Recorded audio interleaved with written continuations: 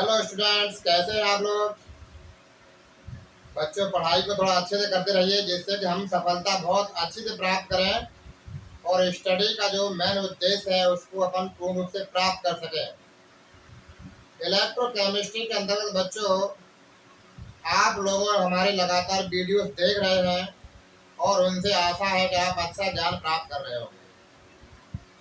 आज हम बच्चों आपको इलेक्ट्रोकेमिस्ट्री के अंतर्गत व्यापारिक सेल, कॉमर्शियल सेल की स्टडी के बारे में आपको अध्ययन कराएंगे। तो बच्चों, जैसा कि आपने अपने जीवन में कई प्रकार की छोटी बड़ी सेल या बैटरी देखी होगी।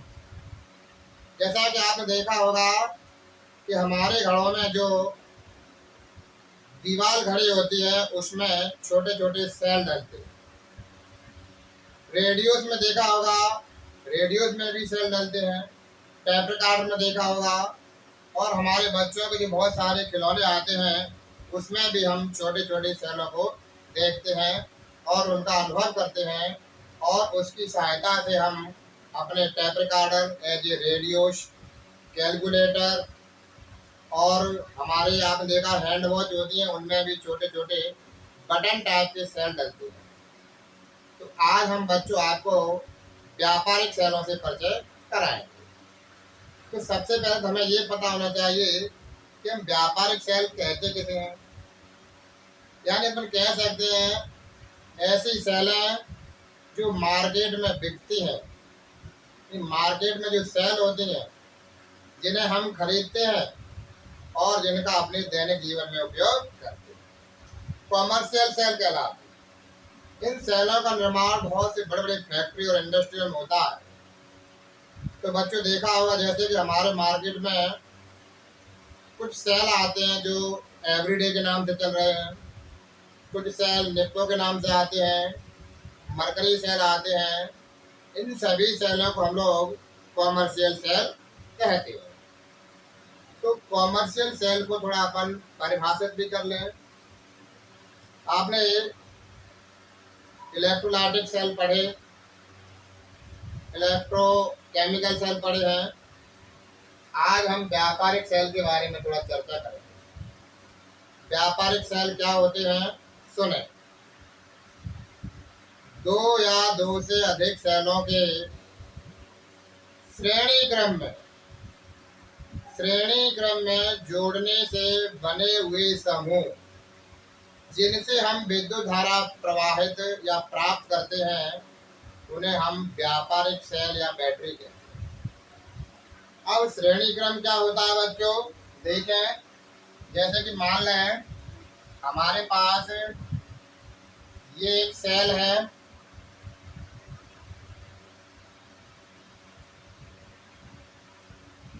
यहाँ इसका प्लस चार्ज है, यहाँ इसका नेगेटिव चार्ज है।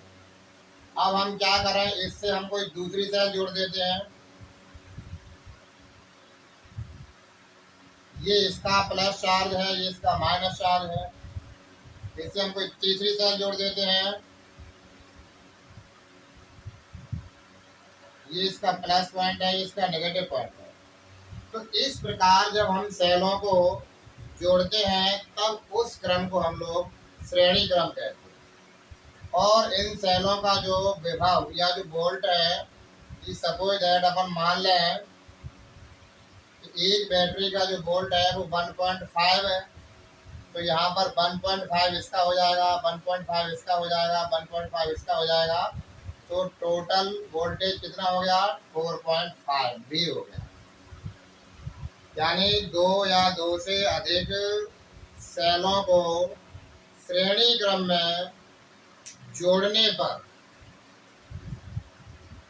जो युक्ति बनती है जिससे हमें विद्युत धारा प्राप्त होती है उसे ही हम सेल या बैटरी कहते हैं। तो एक बार इसको हम बोलेंगे और आप लिखेंगे। दो या दो से अधिक सेलों को श्रेणी क्रम में जोड़ने पर बनी युक्ति सेल या बैटरी कहलाती है। और इन सेल या बैटरी से हम विद्युत धारा को प्राप्त करते हैं। अब आप देखेंगे तो ये व्यापारिक सेल के कुछ प्रकार होते हैं।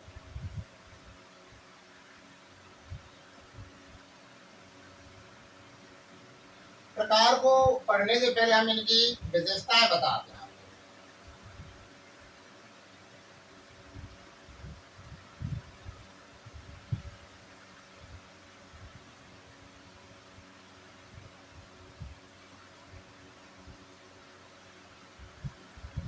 व्यापारिक सेल ऐसी होना चाहिए, नंबर एक तो वो हल्के होना चाहिए, जिससे हमको लाने और ले जाने में कोई ज्यादा परेशानी ना हो, अर्थात कम भार वाले होना चाहिए।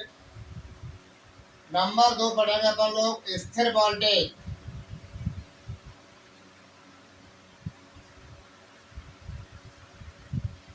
अर्थात ऐसी सेल होना चाहिए जिसका वोल्टेज हमारे यहाँ बार बार कम ज्यादा ना हो, अर्थात वोल्टेज स्थिर होना चाहिए। ऐसी सेल को हम एक अच्छी सेल मानते हैं। तीसरा पॉइंट आप देखेंगे,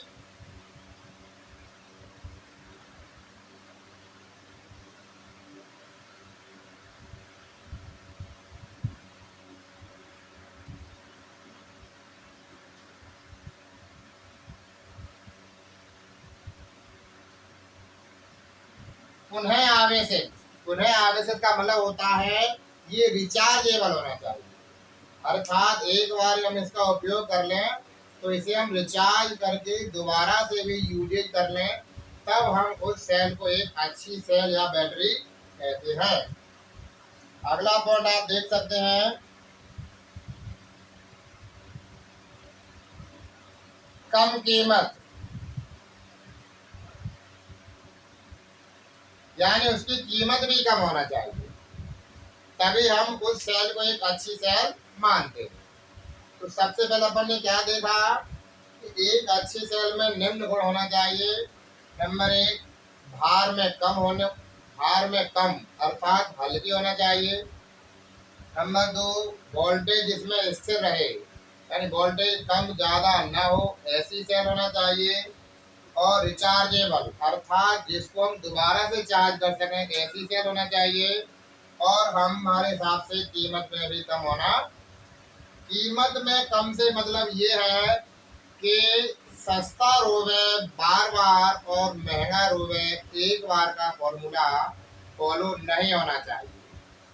यदि हमने देखा है कुछ सेल हमारे मार्केट में बहुत ज़्यादा ही सस्ते आते हैं, लेकिन उनकी चार्जेबल या जो इलेक्ट्रिसिटी देने की पावर बहुत कम होती है, तो फिर वो बहुत जल्दी डेड हो जाते हैं, तो फिर हम उन्हें अच्छा सेल नहीं मान पाते हैं। तो बच्चों, इनको आप एक बार नोट कर लें। तो बच्चों, ये सेल है ना, सेल की स्टडी हमको थोड़ा डीपली करना पड़ती है और काफ़ी बार इसकी अध्ययन करते हैं। जैसे कि आपके दिमाग में अभी तक ये कन्फ्यूजन होगा कि हम किस चिन्ह वाले को एनोड बोलते हैं और किस चिन्ह वाले को हम लोग कैथोड बोलते हैं। जबकि कुछ बच्चों का ये सोचना है कि माइनस चार्ज लगा हो तो उसे हम एनोड बोल देते हैं, प्लस चार्ज लगा हो तो उसे हम लोग कैथोड बोल देते हैं। जबकि हमारी केमिस्ट्री ये कहती है कि जिस इलेक्ट्रोड पर ऑक्सीकरण होता है उसे हम एनोड बोलते हैं, और जिस इलेक्ट्रोड पर अपचयन या रिडक्शन होता है उसे हम लोग कैथोड बोलते हैं। यानी कि हम इलेक्ट्रोलाइटिक सेल पढ़ी थी और हमने इलेक्ट्रोकेमिकल सेल पढ़ी थी। दोनों में आपने देखा था एनोड और कैथोड की पोजीशन डिफरेंट थी बच्चों। तो बच्चों, इनकी स्टडी करने के लिए हमको क्रम से इलेक्ट्रोकेमिस्ट्री की जितने भी वीडियोस जा रहे हैं उनको थोड़ा तरीके से अध्ययन करें, एक बार नहीं बार बार देखें, तभी जा करके हमारी समझ में आती है कि ये सेलों में होने वाली रिएक्शन किस प्रकार से हो रही है और किस तरह से हमें इलेक्ट्रिकल एनर्जी प्राप्त हो रही है। तो अब हम आपको व्यापारिक सेलों के प्रकार क्यों ले चलते हैं। व्यापारिक सेल कितने प्रकार के होते हैं, तो आप देखेंगे व्यापारिक सेल निम्न प्रकार के होते हैं। नंबर एक हमारी होती है प्राथमिक सेल।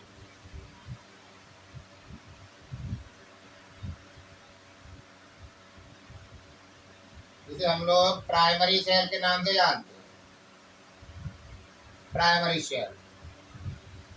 नेक्स्ट पॉइंट आता है अपना द्वितीयक सेल।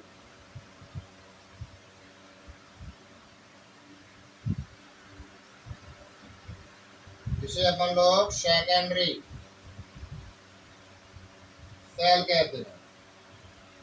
नेक्स्ट पॉइंट में बनाता है ईंधन सेल, जिसे हम लोग फ्यूल सेल के नाम से जानते हैं। तो बच्चों, जो व्यापारिक सेल में जो हमारा आज का जो टॉपिक है विशेष रूप से वो है प्राइमरी सेल। प्राइमरी सेल क्या होते हैं और इनके एग्जाम्पल के थ्रू हम आपको ड्राई सेल पे पहुंचाने का प्रयास कर रहे हैं। तो सबसे पहले आप प्राथमिक सेल को सुने। वे सेल जिनका एक बार उपयोग करने पर, यानी कि उपयोग करने पर ये जब दोबारा से इनका उपयोग नहीं कर पाते, या एक बार डिस्चार्ज होने के बाद इनको दोबारा से हम चार्ज नहीं कर पाते हैं, ऐसे सेलों को हम लोग प्राइमरी सेल कहते हैं। एक्चुअल में होता क्या है कि प्राइमरी सेल में हमको इलेक्ट्रिसिटी तभी तक प्राप्त होती है जब तक इनमें रेडॉक्स रिएक्शन होती रहती है। और प्राइमरी सेल में ये जो रेडॉक्स रिएक्शन जो है वो वन डायरेक्शन, एक ही दिशा में होती है। जब तक रेडॉक्स रिएक्शन होती है तब तक ही हमको इलेक्ट्रिसिटी प्राप्त होती है, और जब ये डिस्चार्ज हो जाते हैं फिर हम इनके लिए हमारे लिए ये ज़्यादा उपयोगी नहीं होते। उपयोगी ज़्यादा तो क्या, बिल्कुल भी नहीं होते। तो बच्चों, ये प्राइमरी सेल में अपन पढ़ें। सेकेंडरी सेल वे होते हैं जो एक बार डिस्चार्ज होने के बाद जिन्हें हम दोबारा से उपयोग कर लें या दोबारा से चार्ज कर लें, उन सेलों को हम लोग द्वितीयक सेल कहते हैं। इसके अंतर्गत हमारी आपने पढ़ा था सीसा संचायक सेल या इलेक्ट्रोकेमिकल सेल्स में आ जाते हैं। आगे देखते हैं फ्यूल सेल। तो फ्यूल सेल एक ऐसी सेल होती है या ऐसी युक्ति होती है जिसमें हम ईंधन की रासायनिक ऊर्जा को विद्युत ऊर्जा में कन्वर्ट करा देते हैं। तो बच्चों, अभी हमने आपको टाइप्स ऑफ कॉमर्शियल सेल बताया है, जिसको आप विधिवत भली भांति नोट कर। तो टाइप्स ऑफ कॉमर्शियल सेल की स्टडी की आपने, और इसके बाद हम आपको प्राइमरी सेल को विधिवत और उसके विथ एग्जाम्पल के बारे में टोटली स्टडी कराएंगे।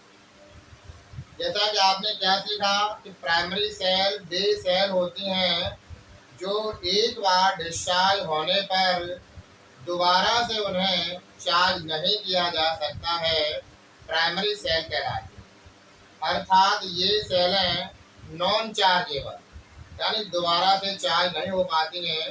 इस सेल के अंदर कौन कौन से सेल आते हैं, फॉर एग्जाम्पल में अपन देख सकते हैं। नंबर 1 होता है शुष्क सेल, और एक है आपकी मरकरी सेल।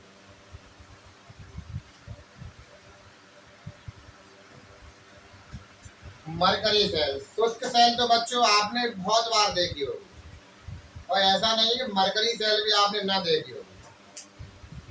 शुष्क सेल हमने देखा कि अभी जब हम लोग टॉर्च यूज करते हैं, टॉर्च, तो उसके अंदर जो सेल डालते हैं उनको हम लोग ड्राई सेल बोलते हैं। आपने अनुभव भी किया होगा कि वे सेल फूक गए या फिर डिस्चार्ज हो गए तो उन्हें हम दोबारा से यूज नहीं कर पाते।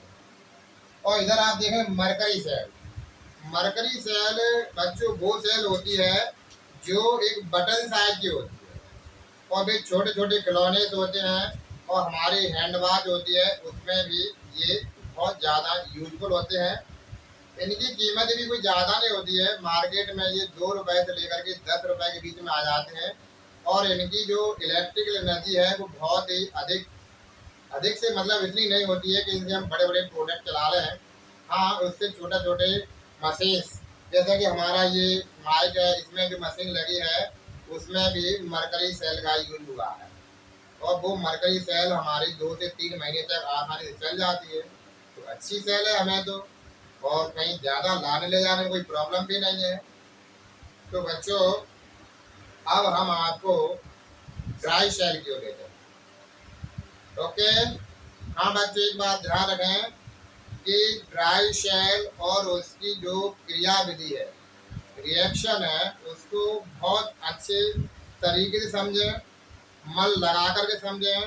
एक बार में समझ में ना आए तो वीडियो को 2 बार देखें, 3 बार देखें, बार बार देखें। जब तक कि हमारे दिमाग में ये बात ना बैठ जाए तब तक हमको ड्राई शेल का स्टडी छोटे रूप से वीडियो देख करके या वीडियो को पॉज कर करके आप अच्छे से समझते हुए चलें, जिससे इसका जो कंसेप्ट है वो पूर्ण रूप से क्लियर हो जाए। क्लियर? तो आइए बच्चों, अब हम आपको ड्राई शेल के बारे में बताओ। ये आप देख रहे हैं, ये जो डायग्राम बनाया गया है, ये ड्राई शेल का डायग्राम ड्रॉ किया है। आप देख सकते हैं कि ड्राई शेल क्या होती है। ड्राई शेल में ये बीचों बीच में एक कार्बन की छड़ रहती है। कभी आपने ड्राई शेल को तोड़ा हो या फोड़ा हो तो आप देखते हैं उसके अंदर बीच में एक इस प्रकार की रॉड निकली होती है। वो रॉड ब्लैक कलर की होती है और कार्बन का एक अपर रूप है ग्रेफाइट, अर्थात वो रॉड है ना ग्रेफाइट की बनी होती है। उसमें आप देखते हैं कि उसके ऊपर ये इस प्रकार की एक टोपी नुमा संरचना पाई जाती है, जो मेटल की हो सकती है। आपने देखा है कभी कभार पीतल की रहती है और कुछ ड्राई सेल में ये स्टील की बनी होती है। तो ये आपने देख दिया कि वो धातु की टोपी है जो कि प्लस प्लस यानी यहाँ पर कैथोड का कार्य करती है।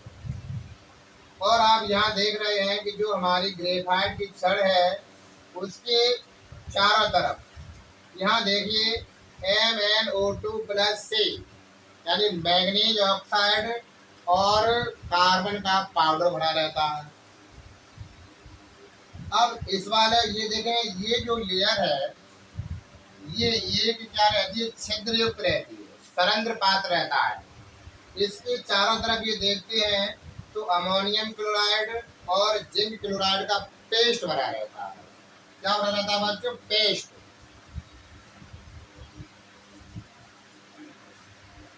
और इस सेल में ये चारों तरफ जो एक जिंक का आवरण रहता है वो हमारा कैथोड का कार्य है। तो आपने क्या सीखा कि ड्राई शेल जो है कार्बन या ग्रेफाइट की छड़ की बनी होती है, जिसकी चारों ओर MnO2 प्लस कार्बन का पाउडर भरा रहता है और उस सरंध्र जो छिद्र युक्त पात्र है उसकी चारों तरफ अमोनियम क्लोराइड और जिंक क्लोराइड का पेस्ट भरा रहता है। आपने देखा होगा कि इस सेल में ऊपर की तरफ और नीचे की तरफ स्टील का आवरण लगा रहता है।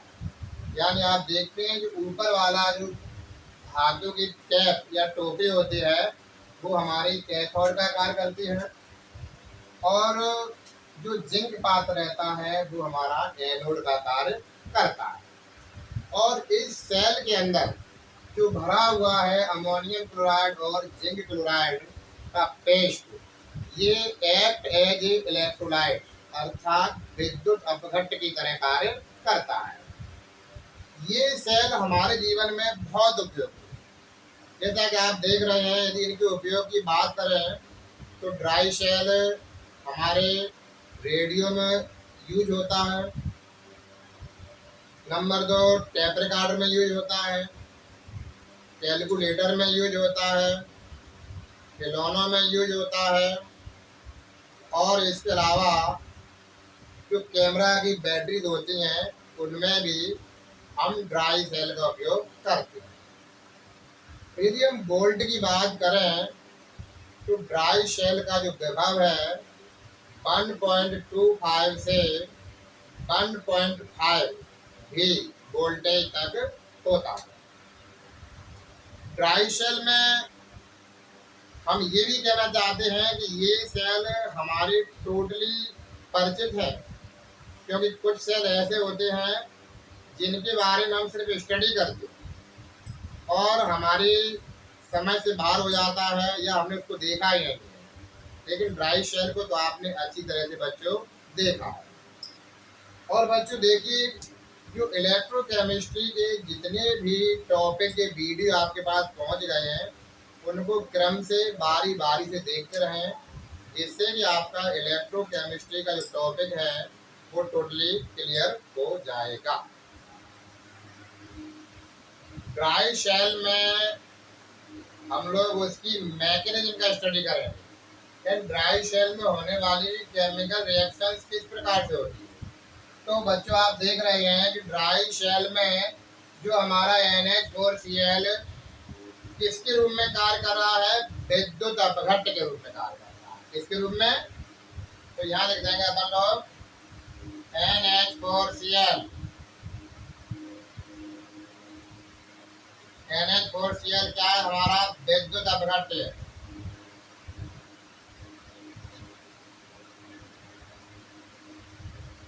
तो जब विद्युत अपघट्य है तो ये क्या होता है, अपने अपने आयनों में टूट जाता है। तो यहाँ NH4 पर एक प्लस लग जाएगी और Cl पे क्या लग जाएगा, माइनस लग जाएगा। तो आप देख रहे हैं कि जो हमारी ड्राई शेल है उसमें विद्युत अपघट्य का कार्य कौन कर रहा है बच्चों, अमोनियम क्लोराइड। अब उस अमोनियम क्लोराइड में हमने जैसे ही रिएक्शन हो रही है तो क्या हो रहा है कि अमोनियम क्लोराइड में से अमोनियम जो प्लस आयन है वो अलग हो जाता है और Cl पे माइनस लग जाता है। अब आप देख रहे हैं यहाँ पर ये जिंक का पात्र है जो कि एनोड का कार्य कर रहा है। तो सबसे पहले अब हम लिखेंगे जिंक प्रक्रिया।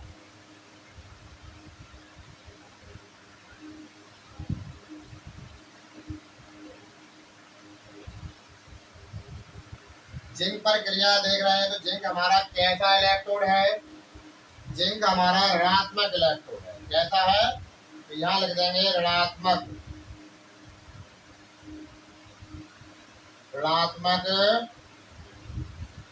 इलेक्ट्रोड।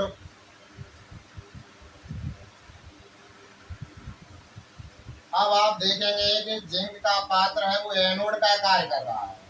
तो आप जानते हैं बच्चों की एनोड पर होने वाली क्रिया ऑक्सीकरण कहलाती है। तो यहाँ पर क्या होगा, ये Zn में से क्या हो जाएगा, ये देखिए यहाँ पर जिंक पात्र में से इसमें से ये इलेक्ट्रॉन निकलने लगेंगे और इसमें जाने लगेंगे। तो आप देखेंगे क्या हो जाएगा कि Zn पर +2 दो चार्ज लग जाएंगे और ये 2 इलेक्ट्रॉन यहाँ से रिलीज हो जाएंगे, बाहर हो जाएंगे। अब आप बच्चों ये देख रहे हैं कि ये वाला जो सिरा है ना, ये माइनस सिरा है और ये हमारा होता है वो पॉजिटिव रहता है। जब आप इस सेल को किसी उपकरण से जोड़ देते हैं तो ये इलेक्ट्रॉन्स इधर की ओर फ्लो करने लगते हैं। अब ये इलेक्ट्रॉन यहाँ जाएंगे तो ये पूरा प्लस चार्ज वाला है, प्लस चार्ज वाला है। तो देखेंगे आप यहाँ पर अमोनियम क्लोराइड भरा है।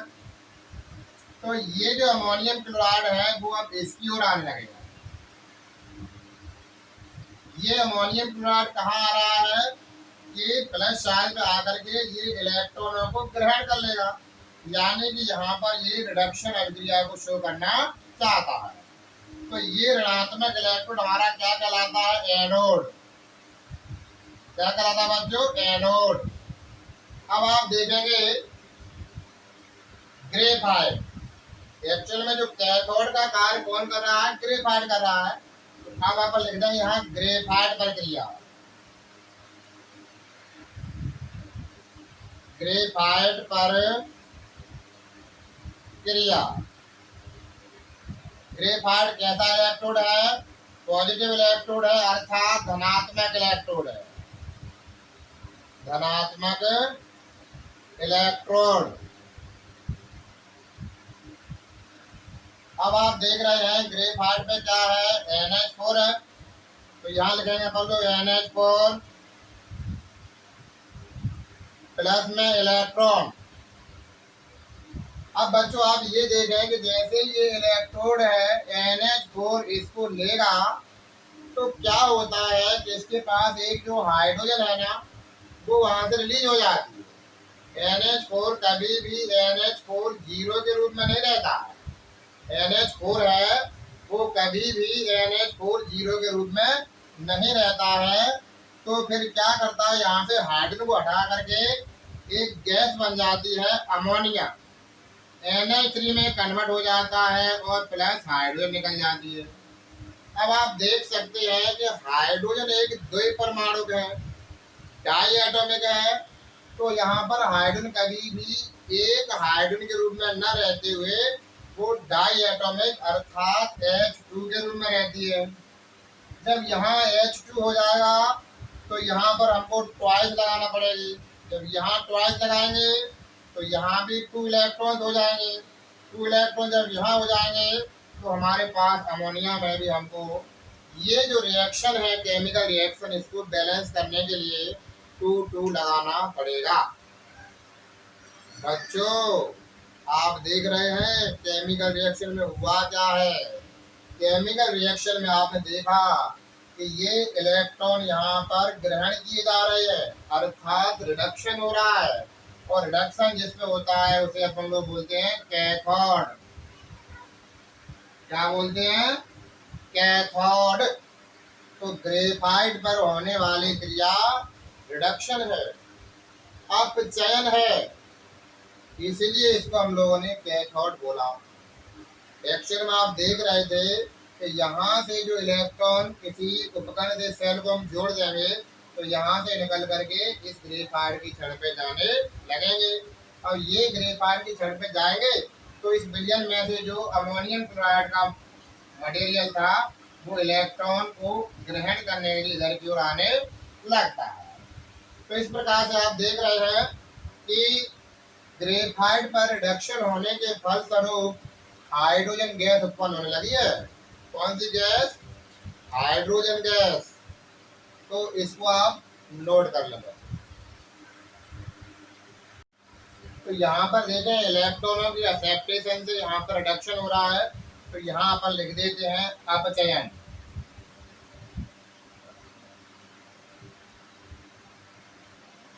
अपचयन। इसी प्रकार से आप जो फर्स्ट रिएक्शन थी हमारे जिंक पर यहाँ पर इलेक्ट्रॉन रिलीज हो रहे थे तो इसको अपन लिख देंगे ऑक्सीकरण। ऑक्सीकरण। अब बच्चों आपने ये देखा इस सेल में हो क्या रहा है, ग्रेफाइट पर रिडक्शन होने से यहाँ पर हाइड्रोजन गैस प्रोड्यूस होने लगी है। यानी आप क्या देख रहे हैं कि यहाँ पर आप देखेंगे कि हाइड्रोजन गैस प्रोड्यूस हो गई। इसके चारों तरफ कौन सी गैस बन गई है? Hydrogen gas. अगर ये हाइड्रोजन गैस को वहां से हटाया नहीं गया तो क्या हो जाएगा कि ये सेल चारों तरफ से पैक होते हैं और सेल में इस गैस का प्रेशर अधिक होने पर सेल फट जाएगा। सेल फट सकता है। अतः हमें इस हाइड्रोजन की व्यवस्था करना है कुछ।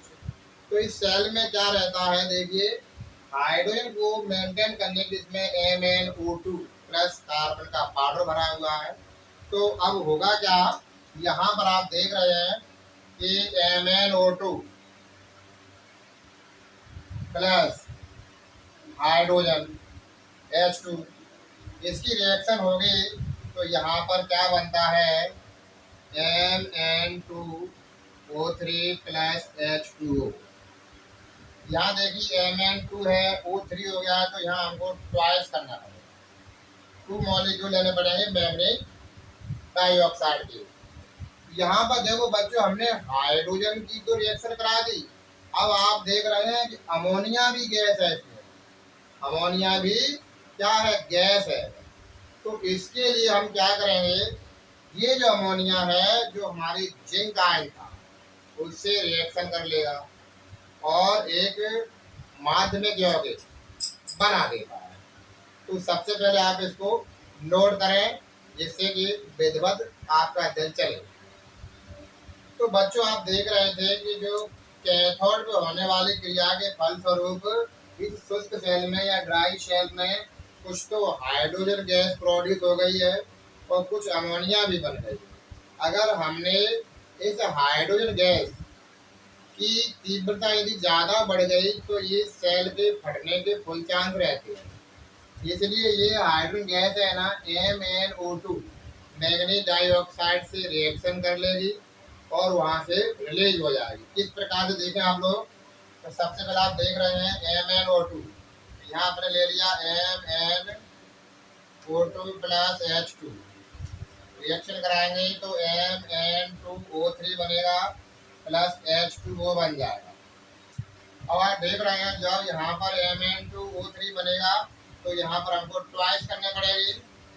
अब आप देख रहे हैं कि इसके अलावा यहाँ पर एक अमोनिया भी फॉर्म हुई थी, अमोनिया गैस। तो ये अमोनिया गैस कहाँ जाएगी? जिंक धरायन के पास चली जाएगी। तो यहाँ लिखेंगे Zn, उस पर +2 लगा देंगे और ये 4NH3 को एब्जॉर्ब करेगा। आगे चल के आप देखेंगे कि Zn NH3 का ऑल 4 और इस पर +2 एक प्रकार से माध्यमिक यौगिक संकुल यौगिक बन जाता है। इस प्रकार से बच्चों हमारी ड्राई शेल में होने वाली मैकेनिज्म अर्थात रिएक्शन का आपने अध्ययन किया। आप ड्राई शेल की जो मैकेनिज्म है या क्रिया विधि है उसको हम एक बार पुनः आपको बता रहे हैं। सबसे पहले क्या होता है कि ड्राई शेल में जो जिंक का पात्र होता है वो एनोड की तरह कार्य करता है और एनोड पर होने वाली क्रिया ऑक्सीकरण कहलाती है। तो सबसे पहले एनोड पे क्या क्रिया होती है? एनोड पर होता एक जिंक में से इलेक्ट्रॉन निकलने लगते हैं और जिंक पे 2 प्लस चार्ज लग जाते हैं। इस प्रकार से हमने ये देखा कि जब इलेक्ट्रॉन निकल ही रहे हैं तो उसे हम ऑक्सीकरण कहते हैं। जबकि इस सेल में आप देख रहे हैं जो ग्रेफाइट की जो छड़ रहती है वो कैथोड की तरह कार्य करती है और ये ग्रेफाइट की छड़ है ना, इस पर देखेंगे यहाँ से ऋण प्लेट से इलेक्ट्रॉन किसी उपकरण को जोड़ दें तो ये इलेक्ट्रॉन निकल करके इस छड़ में जाने लगते हैं।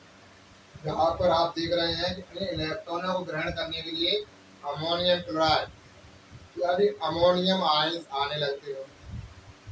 ये आयंस क्या करते हैं? इन इलेक्ट्रॉनों को ग्रहण कर लेते हैं और NH4 चूंकि कभी 0 अवस्था में नहीं रह सकता है इसलिए वो अपने में से एक हाइड्रोजन को रिलीज कर देता है और कहता है भाई मुझको इलेक्ट्रॉन ग्रहण करना है, तुम अलग हो जाइए। तो आपने हमारी मैकेनिज्म में देखा था अमोनियम से अमोनिया बन गया था और हाइड्रोजन गैस भी प्रोड्यूस हुई थी। फिर अपने ये अध्ययन किया कि अगर ड्राई शेल में हाइड्रोजन गैस ज़्यादा मात्रा में बन गई तो चूँकि ये चारों तरफ से पैक्ड होता है और इसकी वजह से सेल के फटने की संभावना रहती है। अतः इस हाइड्रोजन गैस जो बनी थी उसकी रिएक्शन यहाँ अपन MnO2 से करा देंगे। तब हमारे पास जो बनने वाला प्रोडक्ट है वो Mn2O3 प्लस H2O। इस प्रकार से जो ग्रेफाइट पर MnO2 की रिएक्शन हाइड्रोजन से हो रही है तो इस प्रकार से हमारे कंपाउंड बन रहे हैं। अब अपन देख रहे थे अरे हाइड्रोजन तो हो गई लेकिन उसमें एक अमोनिया भी तो प्रोड्यूस हुई है।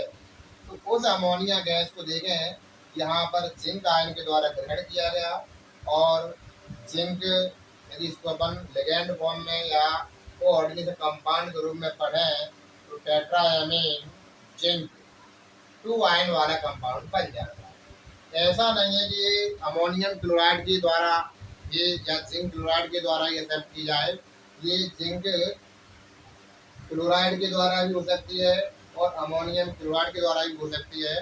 जब जिंक क्लोराइड से कराएंगे तो जिंक का कंपाउंड बन जाएगा और अमोनियम क्लोराइड से कराते हैं तो अमोनियम क्लोराइड का भी कंपाउंड बन जाता है।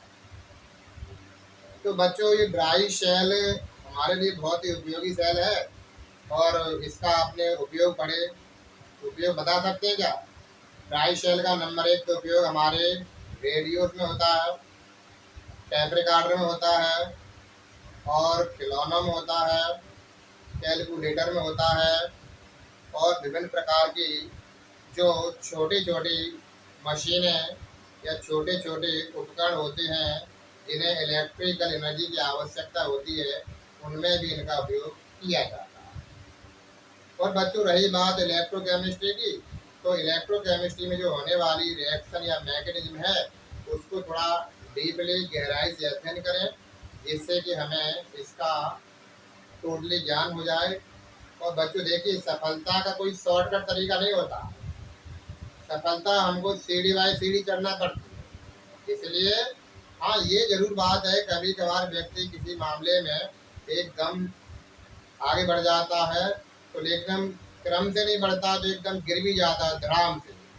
तो बच्चों, हमको गिरना नहीं है, हमको आगे बढ़ना है और सफलता को प्राप्त करना। तो आप देख रहे हैं कि ड्राई शेल का वोल्टेज कितना रहता है, 1.25 से 1.5 वोल्ट। ड्राई शेल में कैथोड का कार्य कौन करता है, ग्रेफाइट की छड़। ड्राई शेल में एनोड का कार्य कौन करता है, जिंक पात। देख रहे हैं आप।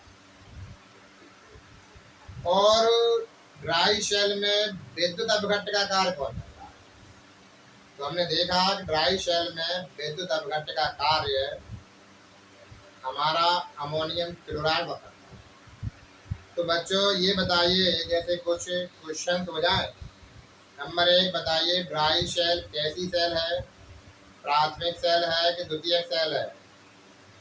तो प्राथमिक सेल बता रहे हैं, बहुत अच्छा उत्तर है आपका। तो प्राथमिक सेल है। कौन सी सेल एक बार डिस्चार्ज होने पर उन्हें दोबारा से चार्ज नहीं किया जा सकता, बताइए आप। उसका होता है हमारा, अच्छा बच्चों आपने बताया, प्राथमिक सेल। Very good. प्राथमिक सेल भी सेल होती हैं जिन्हें हम यदि एक बार उपयोग कर लें और वे डिस्चार्ज हो जावे तो फिर हम उनको दोबारा से रिचार्ज नहीं कर सकते हैं। Very good. तो बच्चों, आज हमने आपको ड्राई शेल की स्टडी कराई। आशा है आपको ड्राई शेल का टॉपिक टोटली रूप से क्लियर हो गया होगा। यदि अभी भी आपको कोई मिसअंडरस्टैंडिंग या कन्फ्यूजन है तो उसे हमारे कमेंट बॉक्स में अवश्य लिखें, जिसे हम उसको आपको समस्या तो बिंदु समझ के हल करेंगे। और इस वीडियो को आप बार बार देखें, जिससे कि ड्राई शेल की मैकेनिज्म भी आपकी कंप्लीट हो जाए। तो आज की क्लासेस में इतना ही, और हमारे चैनल को सब्सक्राइब और शेयर करना ना भूलें। बहुत बहुत धन्यवाद। नमस्कार।